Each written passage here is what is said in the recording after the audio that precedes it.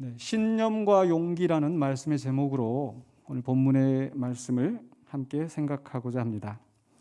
지난주에는 우리가 바로 앞에 있는 본문 말씀, 재판을 받으시는 예수님, 그래서 재판을 받으시는 재판장이라는 말씀으로 함께 우리가 은혜를 나누었는데요. 만왕의 왕 만주의 주이시고 또 온 세상을 또 통치하시는 우리 주님, 하나님의 독생자가 그 한낱 그 이스라엘의 대제사장 가야바의 신문을 받으며 고통당하시는 그런 모습을 우리가 볼 수 있었습니다. 거짓 증언들이 난무하였고 또 모함과 또 조롱과 멸시가 그 가운데 있었습니다. 그리고 나서 이제 오늘 본문은 그 예수님이 그렇게 재판을 받으실 때 또 베드로는 어떻게 하고 있었는지, 마치 카메라 앵글을 이제 예수님의 상황에서 이제 장면이 바뀌어서 이제 베드로에게 지금 보여주고 있는 그런 내용입니다. 잘 아시는 대로 예수님을 베드로가 3번 부인했습니다. 그런데 오늘 우리가 생각해보자 하는 것은 지금 바로 이 사건이 어디에서 일어났는가? 베드로는 지금 어디에 있는가? 지금 어디에 있습니까? 첫 번째로 우리가 생각할 것은요, 바로 가야바 관정에 있는 베드로. 이 가야바는 그 당시 이스라엘의 대제사장이었고, 그 밤중에 이 서기관과 율법사들을 모아놓고 또 산헤드린 공회를 모아놓고 이 밤중에 예수님을 재판하던, 급하게 재판을 하던 바로 그 자리였습니다. 그런데 거기에 베드로가 있었어요. 그래서 69절에 보니까 베드로가 바깥들에 앉았더니, 또 71절에는 앞문까지 나아가니, 또 75절에서는 내가 3번 나를 부인하리라 하심이 생각나서 밖에 나가서 심히 통곡하니라. 그냥 베드로가 3번 부인하였다 이렇게 성경에 기록되지 않고 어디에 있었는지 구체적으로 마치 우리가 그 장면을 이 화면으로 이렇게 보고 있는 것처럼 자세하게 설명을 하고 있습니다. 분명히 베드로는 바로 예수님이 재판받으시는 그 자리에 있었단 말이죠. 사실 예수님이 체포당하실 때 제자들은 다 흩어지고 도망갔었습니다. 그런데 의아한 것은 그때 베드로도 다 도망갔었을 텐데 왜 예수님이 재판받으시는 그 가야바 관정에 지금 있을까? 그냥 재판 결과가 어떻게 나오는지 보자 궁금해서 그 자리에 있지는 않았을 거예요. 근데 사실 이 베드로가 그 자리에 있는 것이 보통 쉬운 일은 아니었습니다. 사실 그 전에 예수님이 체포당하실 때 베드로는 이 칼과 몽치를 들고 오는 무리들을 향해서 칼로 맞서려고 했습니다. 그런데 예수님께서 칼을 거두어라. 칼을 든 자는 칼로 망할 것이다. 이렇게 말씀했거든요. 그러니까 이 베드로 입장에서는 참 탐탁지 않았을 것 같아요. 베드로의 성격을 봤었을 때는 아마 이 칼을 들고 기어이 뭐라도 해보고 싶지 않았었을까. 근데 이 말씀 속에서 저는 아마 이런 생각을 해봤어요. 죽을 때까지 내가 싸운다. 죽음을 각오하고 내가 죽을 때까지 싸운다. 라고 하는 것과 싸우지 않고 죽는 것, 어느 것이 더 어려울까요? 다시 한번, 죽을 때까지 싸우는가? 네? 싸우지 않고 죽는 것. 아마 싸우지 않고 죽는 것이 훨씬 더 어렵지 않았을까요? 내가 기어이 한번 내가 해보겠다 하다가 감정도 흥분이 되고 그렇게 하다가 이제 죽는다면 사람들에게 야, 영웅적인 죽음을 했다 이렇게 취급을 받을 수도 있을 텐데 칼을 거두어라. 그리고 묵묵히 잡혀가시는 예수님. 예수님은 어느 길을 택하셨습니까? 죽을 때까지 싸우는 것이 아니라 싸우지 않고 죽는 길을 택하셨습니다. 근데 문제는 과연 베드로가 예수님을 뒤따라갈 수 있을는지. 아마 베드로가 그 자리를 도망갔었던 것은 예수님과 뜻이 같지 않았든지 아니면 어떤 두려움 때문에 그랬을든지 차라리 싸우라고 했으면 싸웠을 텐데 내가 이렇게 개죽음을 당할 수는 없지. 뭐 그런 심정이었을지. 어쨌든 베드로는 도망갔습니다. 도망간 자리에서 아마 베드로는 심히 낙심하고 또 그 속에서 어떻게 해야 될지 굉장히 혼란스러운 상태였겠죠. 또는 그 자리에 내가 끝까지 예수님 옆에 있어야 되는데 내가 지금 도망 나와 있다. 자신에 대한 어떤 자책감이 들었을 수도 있고, 예수님은 왜 그렇게 하셨지? 그 전에 예수님이 그리스도 살아계신 하나님의 아들이라고 고백했었을 때 주여 그리하지 마소서 그렇게 말씀드렸는데 나한테 사탄아 물러가라 이렇게 하시면서 꾸짖더니 그 예수님 체포돼 가지고 참 속상하다. 어쨌든 베드로는 도망가서 아마 그런 생각을 했을 것 같아요. 자, 그런데 왜 지금 이 시점에 와서 체포당하실 때는 도망갔었는데 굳이 예수님이 재판받으시는 그 현장에 베드로가 나타나 있을까? 만약 그 재판받으시는 그 가야바의 관정에 베드로가 나타나지 않았더라면 굳이 베드로가 예수님을 3번 부인하는 일이 있었을까요? 없었겠죠.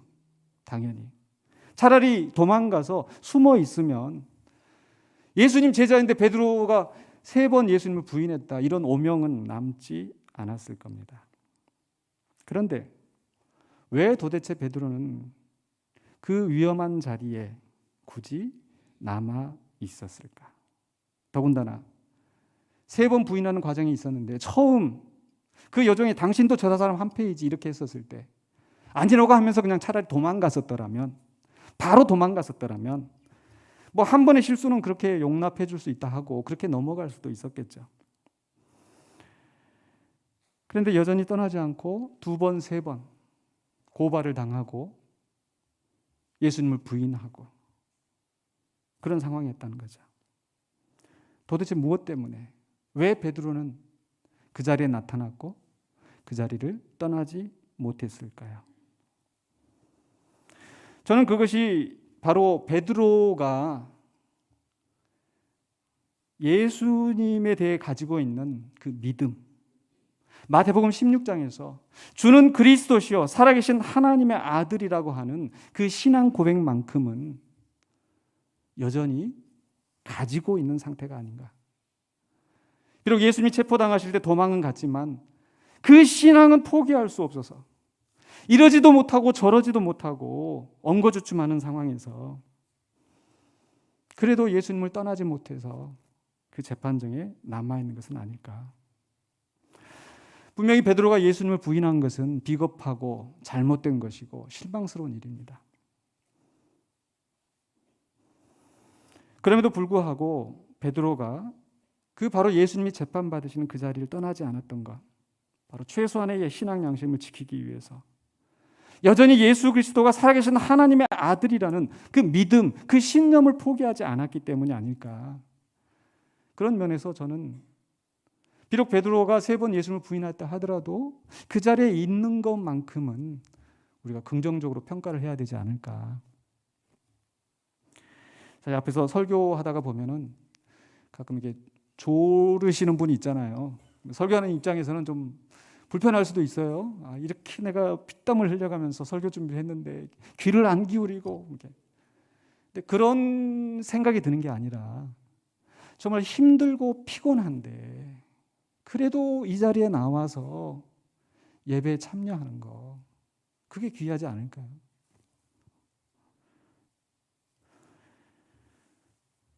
사실 우리도 우리 자신의 삶을 돌아보면 우리는 예수가 나의 주, 나의 그리스도라고 분명히 고백하고 그래서 세례도 받고 집사 직분도 받고 권사도 되고 장로도 되고 목사도 되고 하지만 그러나 우리 자신을 돌아보면 사실 예수님을 부인하는 것이나 다름없는 예수님을 실망시키고 하나님의 마음을 아프게 하는 그런 때가 많이 있지 않았습니까?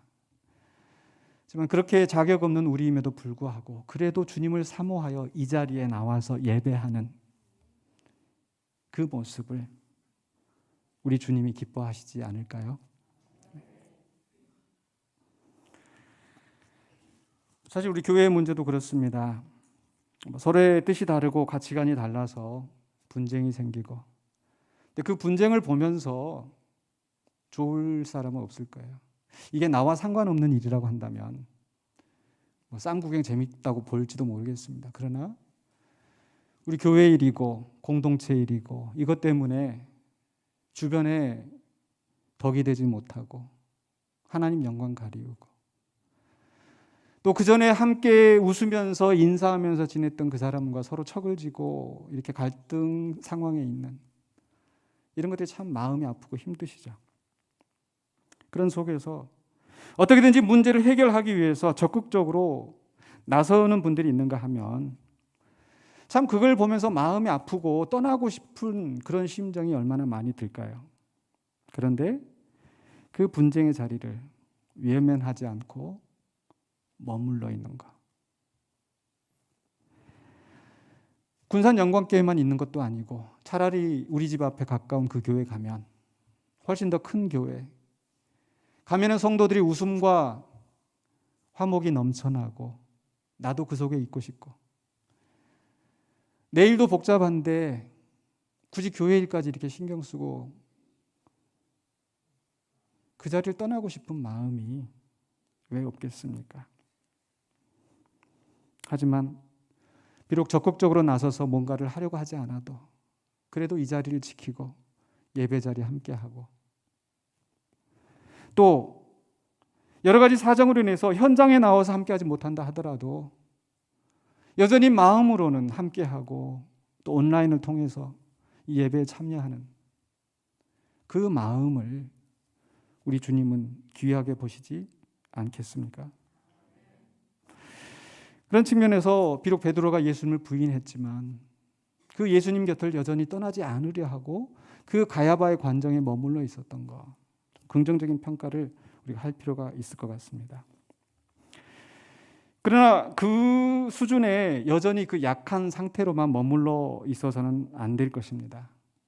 예수님께서 베드로에게 네가 3번 나를 부인하리라 라고 미리 경고하신 이유가 무엇일까? 베드로는 나는 주님을 버리지 않겠습니다. 주님 가는 데까지 나도 끝까지 가겠습니다. 다른 사람이 다 버려도 나는 주님과 함께 하겠습니다. 호언장담하고 있는데 그 자리에 그래 베드로야 한번 잘 해봐. 나 너 믿는다. 너 잘할 수 있어. 이렇게 말씀하시지 않고 김 빠지게 네가 3번 나를 부인할 거야. 왜 이렇게 말씀하셨을까? 어쩌면 주님은 바로 베드로가 이 자신의 약함을 먼저 인식하기를, 깨닫기를 원하지 않으셨을까요? 왜냐하면 우리 교동문에서 우리가 낭독하였던 것처럼 이는 심히 큰 능력은 하나님께 있고 우리에게 있지 아니함을 알게 하려 함이라. 근데 베드로는 내가 갈 거야. 내가 할 수 있어. 다른 사람 다 못해도 나는 할 수 있어. 마치 그 큰 능력이 자기에게 있는 것처럼 착각하고 있는데 우리 주님은 베드로야 그게 아니야. 너 그렇게 강하지 않아. 이걸 알아야 돼. 이걸 알아야 그 약한 상태에만 머무르지 않고 더 성장할 수 있기 때문에 예수님 그 말씀 하지 않으셨을까요? 그렇기 때문에 우리는 두 번째로 생각할 것은요, 바로 예수님을 부인한 베드로. 베드로가 예수님을 부인한 것에 대해서 또한 우리가 깊이 살펴볼 필요가 있는 것 같습니다. 네, 3번 예수님을 부인했습니다. 근데 그냥 똑같이 반복되는 것이 아니라 첫 번째 예수님을 부인할 때는요, 한 여종이 베드로에게 와서 이렇게 이야기를 합니다. 69절에 보시면은요, 베드로가 바깥뜰에 앉았더니, 아까 바깥뜰, 그 다음에 앞문, 이렇게 그게 또 굳이 성경이 이렇게 설명하고 있다고 그랬는데, 이 바깥뜰이라고 하는 것은 우리 한글 번역된 성경에서는 그저 이렇게 그 재판정이 있고 그저 저 바깥에서 마당에서 있는 것처럼 되어 있는데, 사실 원문은 그 뜰, 안뜰의 바깥쪽 이렇게 되어 있어요. 그러니까 이 재판이 벌어지고 있는, 그리고 그 장면을 볼 수 있는 그 안뜰. 그런데 그 앞에 나와서 적극적으로 있는 것이 아니라 거기서 멀찌감치 바깥쪽에 지금 숨어 있는 베드로의 모습인 거죠. 사람들이 눈치채지 못하게, 사람들 눈에 띄지 않게. 근데 그 순간에 한 여종이 나와서 베드로에게 이렇게 이야기하는 거예요. 너도 갈릴리 사람 예수와 함께 있었잖아.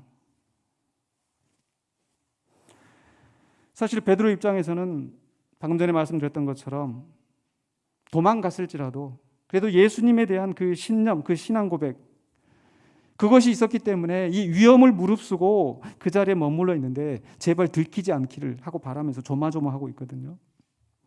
어쩌면 예수님과 한 약속 때문에 내가 예수님한테 다 버려도 나는 안 버리겠다고 그랬는데 에이 창피하게 나도 도망 나왔어. 그럼 난 예수님하고 약속을 지키기 위해서라도 내가 그 자리에 가 있어야지. 아마 이랬을지도 모르겠어요. 하지만 예수님과 가까이 있는 것이 아니라 그 뜰에서 멀찌감치 바깥 뜰에 숨어 있는 베드로의 모습. 그런데 그 순간에 갑자기 한 여종이 자기를 알아보고 너도 저 예수와 함께 있었잖아. 추궁하는 거야. 여러분, 베드로가 얼마나 놀랐겠어요. 예수님이 당한 것을 보면서 자기도 지금 조마조마하고 있는데 너도 저 사람과 함께 있었잖아. 너도 공범이잖아. 베드로는 깜짝 놀랐을 거예요. 자기도 예수님과 공범으로 인정되어서 저렇게 예수님이 당하시는 그 고난을 자기도 져야 되는데 순간적으로 놀라서 베드로가 어떻게 했을까? 70절에 보니까 이렇게 기록되어 있습니다. 베드로가 모든 사람 앞에서 부인하여 이르되. 지금 아까 지금 상황이 뭐예요? 그 한 여종이 너도 함께 있었잖아. 그러면 사실 이렇게 맥락을 살펴보면 아니야, 나 뭐 그러지 않아. 이렇게 대화가 진행돼야 될 텐데 지금 베드로가 모든 사람 앞에서 무슨 소리 하고 있는 거야? 하고 오히려 큰 소리를 치고 있단 말이죠. 강한 부정을 하는 거예요. 그런데 그 내용이 부인하는 내용이 뭐예요? 부인하는 내용이 네가 무슨 말을 하고 있는지 내가 알지 못하겠다. 너 뭔 소리 하는 거야? 웬 헛소리야? 사실 직접적으로 지금 예수님을 부인한 건 아니에요. 근데 하여간 겁이 나니까 모든 사람 앞에서 지금 아니다 하고 지금 이제 떨고 있는 거죠. 그런데 두 번째 부인할 때는요. 다른 여종이 나타나서 이렇게 말하는 겁니다. 71절 보시면요. 안문까지 나아가니 이렇게 돼 있잖아요. 아까는 안뜰의 바깥쪽에 있었다가 아마 베드로가 겁이 덜컥 나가지고 이제 슬금슬금 이제 뒤로 빠지면서 문 앞에까지 지금 나와 있는 상황이 아닐까. 여러분 화면을 한번 상상을 해본다면. 근데 거기서도 또 다른 여종이 베드로를 보고 이렇게 말하는 거예요. 근데 베드로한테 이야기하는 게 아니라 누구한테 얘기해요? 거기 있는 사람들에게. 여보시오, 이 사람도 나사렛 예수와 함께 있었어요. 뜰에서 안문으로 겨우 도망갔다 싶었는데 재판정에서 점점 멀어지고 있는 상황인데 위기의식을 갖고 그런데 어떤 여종이 사람들한테 다 이야기하는 거예요. 이게 혼자 1대1로 이야기하는 것보다 지금 훨씬 더 지금 긴급하고 위급함을 느끼는 상황이겠죠. 그래서 베드로는 어떻게 합니까? 더 강하게 부인을 하는 거예요. 72절에 베드로가 맹세하고 또 부인하여 이르되. 아까는 뭐라고 했어요? 베드로가 부인하여 이르되. 여기는 하나가 더 붙었죠? 뭐가 붙었어요? 맹세하고 부인하여 이르되. 맹세하고 더 강하게. 왜냐하면 사람들이 지금 여러 사람들이 달라들어서 지금 할 판이니까.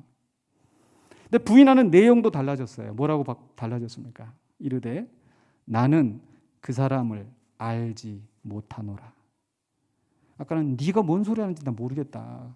거기서 이제는 정말 직접적으로 나는 그 사람을 알지 못한다. 근데 이 말도 좀 자세히 들여다보면요. 지금 예수님을 가리키는 호칭이 바뀌었습니다. 베드로가 예수님을 처음 만났을 때 뭐라고 호칭을 했어요? 주님, 나를 떠나소서. 예수님 앞에 신앙 고백할 때도 주는 그리스도시요 살아계신 하나님의 아들이십니다. 주님이라고 했었던 그 베드로가 위기가 닥치니까 뭐라고 했어요? 그 사람을. 마태복음 16장에서는 하나님의 아들이라고 고백했던, 그리스도라고 고백했던 베드로가 이제는 그저 한낱 한 사람, 그리고 나는 그 사람을 알지 못한다. 나는 그 사람을 알지 못한다. 제가 여러 번 설명드린 적이 있는데, 이 안다라고 하는 것은 그저 지식적으로 어떤 정보를 아는 게 아니라 내가 저 사람 잘 아는 사람이야. 누가 아는 사람이 있어 어디에? 그러니까 어떤 친분이 있냐 이런 뜻이잖아요. 성경에서도 그래요. 히브리어도 그렇고 헬라어도 그렇고 어떤 관계가 있는 사람이냐 아니냐. 나는 저 사람을 알지 못해라고 하는 것은 나는 저 사람과 아무런 관계가 없어.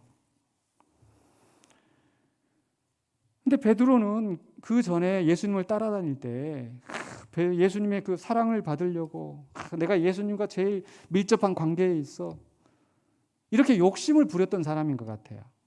왜냐하면 바로 그 예수님이 제자들의 발을 씻기실 때 이 베드로 입장에서는 이게 참 좌불안석, 어쩔 줄을 모르고 있는 상황에서 다른 제자들 시켜주는데 자기 순서가 되니까 예수님 저는 안 시켜주셔도 됩니다. 황송해서 어떡해. 근데 예수님 뭐라고 대답하십니까? 요한복음 13장 8절에서 내가 너를 씻어주지 아니하면 네가 나와 상관이 없느니라. 씻어주지 않으면 내가 너와 상관이 없는데 그래도 괜찮겠어? 베드로가 뭐라고 대답을 해요? 그러면 내 발만 아니라 손과 머리도 씻겨주세요. 얼마나 예수님과 친하고 싶었으면, 예수님과 깊은 관계에 있고 싶었으면 내가 너 발 안 씻어주면 너랑 상관없다니까 하니까 손과 머리까지, 목욕 등까지 다 밀어주세요 아마 이랬을 것 같아요. 베드로는 분명히 예수님을 하나님의 아들 그리스도로 믿고 예수님과의 깊은 관계를 갈망하는 사람이었습니다.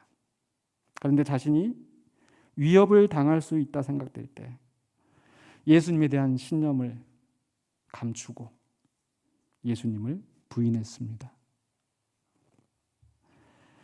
비록 예수님에 대한 신념은 있지만 그 신념을 위해 고난을 감수할 용기를 갖지 못한 것입니다. 세 번째 예수님을 부인할 때는요, 더 문제가 심각해졌어요. 73절에 보시면은요, 조금 후라고 되어 있는데요. 사실 우리가 이 성경을 보면 그저 이게 한 줄 한 줄씩 나와 있기 때문에 금방 한 5분 새에 일어난 것처럼 느껴지지만 예수님이 체포당하시는 그 밤중부터 다음 날 새벽에 닭이 울릴 때까지 그 온 밤에 사실 일어난 사건이에요. 잠시 후에 여전히 베드로는 이거 도망가야 되나 말아야 되나 굉장히 지금 이러지도 못하고 저러지도 못하고 좀 갈팡질팡하고 있는 상황인데, 조금 후에 곁에 섰던 사람들이 나와 지금까지는 앞에 한 여종이 다른 여종이, 근데 곁에 서 있던 사람들, 그 종의 말을 들었던 그 사람들이 우르르 지금 베드로한테 와서 이렇게 얘기하는 거예요. 너도 진실로 그 도당이라. 근데 그냥 내가 너 본 것 같은데 이렇게 말하는 게 아니라 구체적인 증거를 들이내미는 겁니다. 뭐예요? 네 말소리가 너를 표명한다. 이 베드로는 그 갈릴리 저 북쪽 끝에 출신이잖아요. 지금 이 상황이 벌어지고 있는 것은 예루살렘이거든요. 쉽게 말해서 우리식으로 얘기하자면 지금 서울에서 있는데 저 북쪽에 그 함경도 끝에 저기 평안도에 나는 그런 거 잘 모릅니다. 이렇게 말하시는 분이. 그러니까 지금 앞에서 이야기할 때 너도 함께 있지 않았냐라고 할 때 뭔 소리 하는 기라 죄송합니다. 어설프게. 이렇게 하는 걸 보니까 너 틀림없이 그 사람과 한패잖아. 베드로는 겁이 더 나지 않겠어요? 더군다나 한두 사람도 아니고 사람들이 우르르 몰려와서 지금 증거를 들이내면서 이야기를 하는데, 그러니까 베드로의 반응이 어떻겠습니까? 74절입니다. 그가 저주하며 맹세하여 이르되. 저주하며 맹세하여 이르되. 아까 두 번째보다 뭐가 더해진 게 있죠? 뭐가 더해졌어요? 저주하며.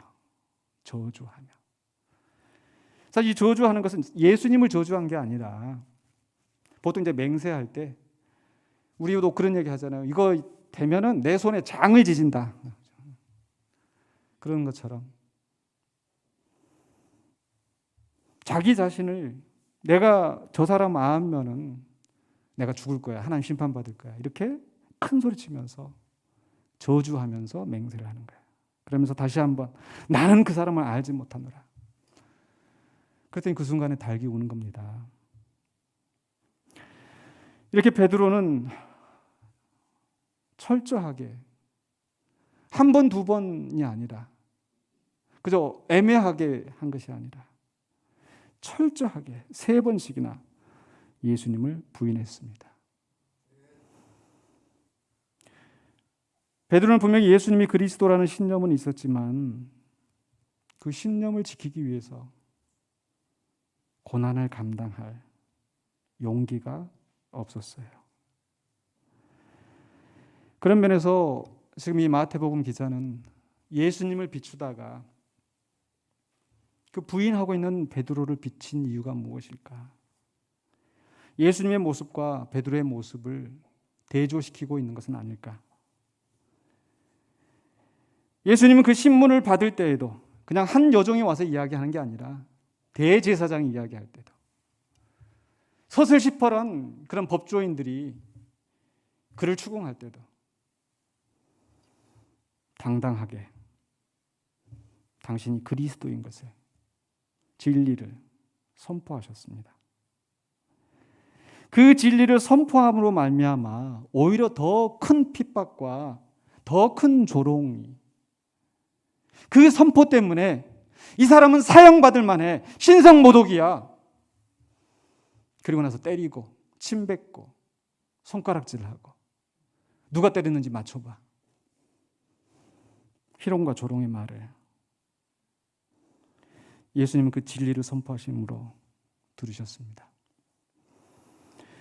그러나 베드로는 분명히 예수님을 하나님의 아들 그리스도라고 믿고 있지만 그런데 정작 그것을 시인했다가는 자신의 신변에 위협을 느낄 것으로 생각해서 그리스도를 부인하고 나는 그리스도와 전혀 상관없는 사람이야. 아니 그리스도와 상관이 없는 게 아니라 저 사람과 상관이 없다. 한마디로 이야기하면 신념은 있지만 용기가 없었습니다. 여기서 우리 용기라고 하는 것은요, 보통 세상 사람들이 생각하는 것처럼 어떤 위기 상황에서 칼을 들고 나가서 싸우는 거, 그게 아니겠죠. 사람들은 그런 게 용감한 것처럼 느껴지겠지만 예수님은 칼로 싸우기를 원치 않으셨잖아요. 그렇게 칼을 들고 설치는 것은, 가서 큰 소리 치고 몸으로 부딪히고 그렇게 하는 것은 허세입니다. 진정한 용기가 아니라. 예수님이 말씀하시는 용기는 어떤 것인가? 바로 마태복음 16장 24절에서 바로 예수님이 고난을 말씀하시고 제자들이 예수님을 그걸 말리려고 할 때 예수님이 하셨던 말씀 16장 24절에 이에 예수께서 제자들에게 이르시되 누구든지 나를 따라오려거든 자기를 부인하고 자기 십자가를 지고 나를 따를 것이니라. 죽기까지 싸우는 것이 용기가 아니라, 칼을 들고 대적하는 것이 용기가 아니라 자기를 부인하고 자기 십자가를 지고 나를 따라오는 것이 참 용기라고 예수님 말씀하시는 거죠. 자기를 부인하지 않으면 결국 예수님을 부인하게 됩니다. 자기를 부인한다는 것은 바로 예수 그리스도를 위해, 진리와 신념을 위해서 어떤 고난이라도 감수하는 것. 그렇기 때문에 마태복음 16장 25절에 그 다음에 주님이 하시는 말씀, 누구든지 제 목숨을 구원하고자 하면 잃을 것이요 누구든지 나를 위하여 제 목숨을 잃으면 찾으리라. 자기 목숨 때문에, 자기 신변의 안전 때문에 전전긍긍하면서 예수님을 부인하면 잃을 것이라. 예수님을 위하여서, 나를 위하여서 그 목숨까지도 잃는다면 찾게 될 것이다. 왜 그렇습니까? 내 힘, 내 능력, 내 생각으로 이루지 못하지만 그러나 주님의 생명이 나에게서 나타나기 때문에, 주님의 능력이 나를 통하여서 나타나기 때문에, 오늘 교동문에서 우리가 보았던 것처럼, 그래서 우리가 항상 예수의 죽음을 몸에 짊어짐은 예수의 생명이 또한 우리 몸에 나타나게 하려 합니다. 내 목숨을 지키려고 하면 죽게 될 것인데, 내가 죽으면 예수의 생명이 나타나고, 내 능력이 무너지면, 내 능력을 포기하면 예수의 능력이 나타나기 때문에, 그게 자기를 부인하는 건 아니겠습니까? 그래서 교동문 마지막에서 우리 살아있는 자가 항상 예수를 위하여 죽음에 넘겨짐은 예수의 생명이 또한 우리 죽을 육체에 나타나게 하려 함이라. 예수의 생명이 나타나는 것, 제 목숨을 잃으면 찾으리라, 내 목숨을 찾는 것이 아니라 예수의 생명이 내 안에서 나타나는 줄로 믿습니다. 그래서 이 신념 가운데 예수님은 죽음을 감당하셨어요. 근데 베드로는 내가 예수님을 따라간다고 했지만 용기가 없어서 그 길을 포기합니다. 근데 포기하는 데서 끝나는 것이 아니라 바로 그 순간에 베드로는 예수님을 3번 부인했지만 어떻게 합니까? 바깥에 나가서 통곡을 합니다. 마태복음 26장 75절에 이에 베드로가 예수의 말씀에 닭이 울기 전에 내가 3번 나를 부인하라 하심이 생각나서 밖에 나가서 심히 통곡하니라. 예수님이 네가 3번 나를 부인하리라 해도 나는 그렇지 않습니다. 너희들이 다 나를 버릴 것이라 해도, 다른 사람은 다 버려도 나는 버리지 않겠습니다. 큰 소리 쳤었는데, 근데 그 순간에 예수님이 말씀하셨던 거, 네가 3번 나를 부인할 텐데, 그게 생각이 나요. 그리고 심히 통곡을 해요. 왜 베드로가 통곡하고 있을까요? 베드로의 마음을 우리가 생각해 보면, 내가 그렇게 큰 소리 쳤는데 얼마나 초라하고 부끄러운지, 예수님 앞에 큰 소리 치고 사람들 앞에 보란듯이 이야기했지만, 정작 그 한 여종이 이야기할 때, 사람들이 이야기할 때, 나는 저 예수님의 제자다, 내가 가장 사랑받는 제자이다, 내가 가장 사랑하는 분이다, 이렇게 얘기하지 못하고 도망 나온 베드로 자신을 생각하며 얼마나 부끄러웠을지. 다른 복음서에 보면 예수님과 눈이 마주쳤다고 그랬어요. 그리고 그 마주침 속에서 예수님의 말씀이 기억나서 차마 그 자리에 있지 못하고 바깥에 나가서 심히 통곡한 겁니다. 과연 이런 내가 예수님의 제자라고 할 수 있을까? 나중에 보면은 예수님이 부활하셨다는 소식을 듣고서도 베드로는 나는 갈릴리로 돌아가서 고기나 잡아야겠다, 나 같은 게 무슨 예수님의 제자라고, 무슨 사람 낚는 어부라고, 고기나 잡고 살아야지, 자포자기하는 베드로. 그래서 베드로가 통곡을 하지 않았을까? 그런데 적어도 이 순간에 베드로가 통곡하는 것은 바로 회개의 마음에서 통곡하는 것이 아닐까요? 그런 면에서 가룟 유다가 후회하는 것과는 전혀 다른 겁니다. 회개하는 베드로. 비록 예수님을 부인했지만 통곡하는 베드로를 우리 예수님은 어떻게 보실까요? 시편 51편 17절에는요. 하나님께서 구하시는 제사는 상한 심령이라. 하나님이여 상하고 통회하는 마음을 주께서 멸시하지 아니하시리이다. 우리가 온전하고 우리가 하나님 앞에 잘하고 실수가 없고 그래서 아주 깨끗한 제물로 우리 삶을 드렸으면 좋겠지만, 그렇게 하지 못했다 하더라도 우리 하나님은 우리를 멸시하지 않으시는 거예요. 어떨 때? 상한 심령으로, 통회하는 마음으로 주님 앞에 나올 때. 우리 자신도 바로 그런 상한 심령으로 주님 앞에 나오기를 원합니다. 바리새인처럼 나는 깨끗해, 저 죄인들과 달라가 아니라 상한 심령으로 나올 때 우리 주님께서 우리의 약함을 아시고 우리를 붙드실 줄로 믿습니다. 말씀을 마무리하려고 하는데요. 베드로는 분명히 주는 그리스도시요 살아계신 하나님의 아들이라고 예수님 앞에 칭찬을 받았던 그런 신앙 고백이 있었습니다. 신념이 있었습니다. 그 신념은 인간에게서 나오는 것이 아니라, 혈통이나 육체에서 나오는 것이 아니라 하나님이 알게 하신 것이다. 엄청난 진리를 깨닫고 믿고 있었습니다. 그러나 자신의 안전이 위협을 당할 때 그 신념을 지키기 위해서 고난을 감수할 용기가 없었습니다. 교회 안에서도 신념을 가진 사람, 예수 그리스도에 대한 바른 신앙 고백을 가진 사람은 많습니다. 그러나 그 믿는 바를 지키기 위해서 내가 어떤 희생이라도 감수하고 내가 주님의 뒤를 따라가야겠다라고 용기를 가진 사람은 많지 않습니다. 그럼에도 불구하고 예수님은 우리를 멸시하지는 않으실 거예요.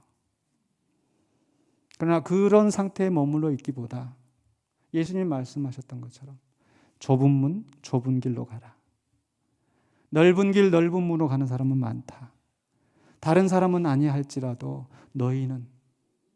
너희도 다른 사람처럼 약할지라도 좁은 문, 좁은 길로 가라. 그게 예수님이 우리에게 기대하시는 모습이 아닐까요? 좁은 문, 좁은 길로 가라고 하는 것은 그저 그냥 고생해라 무조건 그게 아니라 의를 위하여 고난을 받는 것을 두려워하지 말라, 망설이지 말라. 물론 베드로는 처음부터 그렇게 하지는 못했습니다. 호언장담했지만, 그러나 예수님을 3번 부인한, 아주 철저하게 예수님을 부인했었던 그 자신의 약함 앞에 그 자신의 약함을 대면하고 깨닫고 통곡하며 회개했습니다. 이게 베드로의 삶의 전환점이고 새로운 삶의 출발점이 되는 줄로 믿습니다. 바로 이 실패를 통해서 자기 자신을 부인하는 것이 무엇인지 베드로는 깨닫지 않았을까요? 그전에는 내 생각대로, 내 의지대로 내가 할 수 있다고 생각을 했는데 내 힘으로 할 수 없구나. 진정으로 자기를 부인하는 그런 단계가 되지 않았을까? 마치 모세가 구약 성경에서 나는 애굽의 교육을 받았고 애굽에서 왕자라는 그런 권력 있는 사람이고 육체로도 누구에게도 뒤질 것이 없고 그래서 내가 이스라엘을 해방시켜야겠다고 나섰지만 실패하고 그리고 도망가서 40년 동안 광야에서 목자로 전전긍긍하면서 살아갔던 모세. 하나님은 이 실패의 과정을 통해서 모세를 낮추셨어요. 그리고 스스로의 한계를 인식하게 만드셨어요. 그런데 거기에서 끝나는 게 아니라 모세가 80세가 되었을 때 호렙산에서 모세를 부르시고 이제 가서 이스라엘을 구원하라 보내지지 않으셨습니까? 마찬가지로 베드로도 실패한 후에 내가 고기나 잡으러 가야지 낙심하였지만 다시 찾아오셔서 그에게 2번째 기회를 주시는 겁니다. 내 양을 먹이라. 내 양을 먹이라. 내 양을 치라. 3번 부인했던 베드로에게 3번 다시 위임하시면서 사명을 맡기시는 거죠. 그 이후로 베드로는 분명히 변화되었습니다. 그전에는 호언장담하며 자신을 의지했었는데 이제는 하나님의 은혜에 의지하며 성령의 인도하심을 따라 오순절 마가다락방에서 성령을 받고 난 다음에 바로 성령의 인도하심을 따라 가지 않습니까? 바로 이런 변화된 베드로의 모습이 사도행전에 나타나지 않습니까? 그 대제사장이 예수님을 십자가에 못 박게 만들었던 그 종교 지도자들, 기득권자들, 그들이 제자들을 불러다가 예수의 이름을 증거하지 못하도록 진리를 가로막도록 방해를 하지만 내가 너희 앞에서 하나님의 말씀을 듣는 것이 옳은가, 너희의 말을 듣는 것이 옳은가, 너희가 판단하라. 주변 사람들이 배운 것도 없는 사람이, 저 갈릴리 시골뜨기가 어떻게 이렇게 말할 수 있는가 놀랄 정도로 베드로는 달라졌고 담대히 예수를 그리스도라 증거하는 사명을 감당했습니다. 그런 베드로였기 때문에, 자기도 약했지만 주님의 은혜 안에서 붙들림 받아서 변화된 베드로였기 때문에 성도들에게 고면하는 거예요. 뭐라고 고면하는가? 베드로전서 2장 19절로 20절에 부당하게 고난을 받아도 하나님을 생각함으로 슬픔을 참으면 이는 아름다우나 죄가 있어 매를 맞고 참으면 무슨 칭찬이 있으랴. 그러나 선을 행함으로 고난을 받고 참으면 이는 하나님 앞에 아름다우니라. 죄가 있어서 벌을 받으면 할 말이 없습니다. 그러나 의를 위하여, 선을 위하여서 나갔는데, 그러면 선을 위해서 내가 나가면 다 칭찬받고 다 높임을 받고 그러는가? 아니, 오히려 더 막힐 때가 많아요. 좌절할 때가 많아요. 근데 그런 순간이라도 그건 하나님 앞에 아름답다. 그러면서 21절에 이를 위하여 너희가 부르심을 받았으니. 무엇을 위해서 부르심을 받았습니까? 선을 행함으로 고난을 받고 참는 그 길, 하나님 앞에 아름다운 그 길을 이루도록 우리를 부르셨다는 거예요. 그러면서 21절 계속해서 그리스도도 너희를 위하여 고난을 받으사 너희에게 본을 끼쳐 그 자취를 따라오게 하셨느니라. 그저 고난 당하시고 너희에게 이제 영원한 생명 주었다, 거기서 끝나는 게 아니라 그 구원받은 자들에게 본이 되셔서 바로 예수님이 가셨던 그 자취를 따라오게 하시려고 예수님이 그 길을 가셨다는 거죠. 그 예수님의 자취가 무엇입니까? 그 다음에 설명이 되고 있어요. 베드로전서 2장 22절로 23절의 상반부에 그는 죄를 범하지 아니하시고 분명히 죄가 없는데도 그 입에 거짓도 없으신 분인데 욕을 당하시고, 욕을 당하시는데 맞대어 욕하지 아니하시고 고난을 당하시되 위협하지 아니하시고 매를 때리는 그 사람들에게 내가 천군 천사를 불러서 너희들 멸할 수 있어, 너희들 다 망하게 할 거야, 너희들 끝장낼 거야, 이렇게 하지 않으셨다는 거예요. 고난을 당하시되 위협하지 아니하시고, 그러면서 23절 하반부 24절에서 오직 공의로 심판하시는 이에게 부탁하시며 친히 나무에 달려 그 몸으로 우리 죄를 담당하셨으니 이는 우리로 죄에 대하여 죽고 의에 대하여 살게 하려 하심이라. 그저 구원받아서 천국에 들어가는 그런 것이 아니라 새로운 삶을 살라는 거예요. 죄에 대하여 죽고 의에 대하여 살게 하십니다. 바로 지금 이 내용을, 그는 죄를 범하지 않으셨는데 욕을 당하시고 고난을 당하도 위협하지 않으신 그 모습을 베드로는 그 가야바 관정에서, 그 재판 자리에서 직접 눈으로 봤잖아요. 그 충격적인 상황들을. 그럼에도 불구하고 자기 자신은 처음에는 예수님처럼 하지 못했습니다. 예수님을 부인했습니다.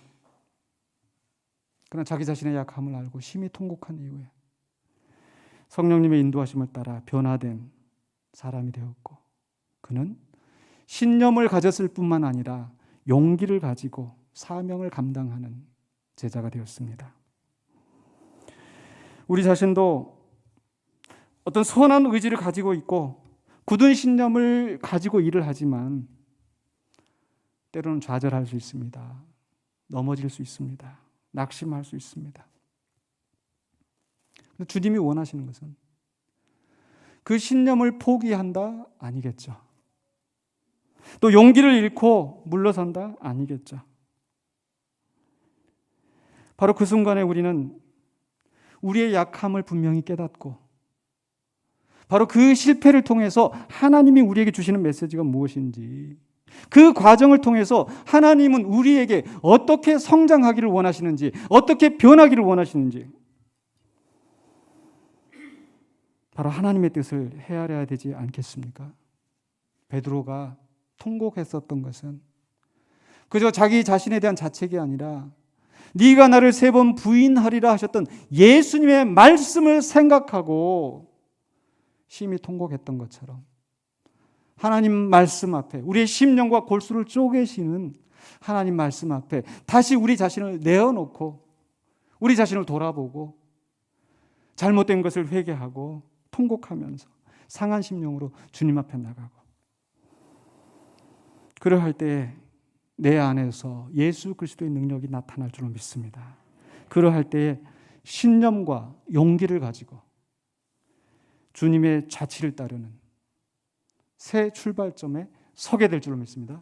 그 자리에 서신 저와 여러분이 되시기를 주의 이름으로 축원합니다. 기도하겠습니다. 거룩하신 아버지 하나님 은혜를 감사합니다. 힘들고 어려운 삶이지만 이 속에서도 우리를 여전히 사랑하시고 붙드시는, 우리의 연약함을 아시고 우리에게 새 힘을 주시며 우리를 위로하시고 우리에게 다시 찾아오셔서 말씀하시는 예수님의 음성을 듣습니다. 비록 우리의 모습이 부끄러울지라도 낙심하지 않게 하여 주시고 우리를 붙드시고 사랑하시며 끝까지 포기하지 아니하시고 주님의 자치를 따라갈 수 있도록 인도하시는 주님의 마음, 주님의 음성에 귀를 기울이게 하여 주시옵소서. 그리하여서 어떤 난관 속에서도 굴복하지 아니하고 허세를 부리지 아니하고 겸손하게 주님의 뜻을 이루어가는 신실한 주의 백성, 주의 자녀 되게 하여 주시옵소서. 예수 그리스도 이름으로 기도하옵나이다. 아멘.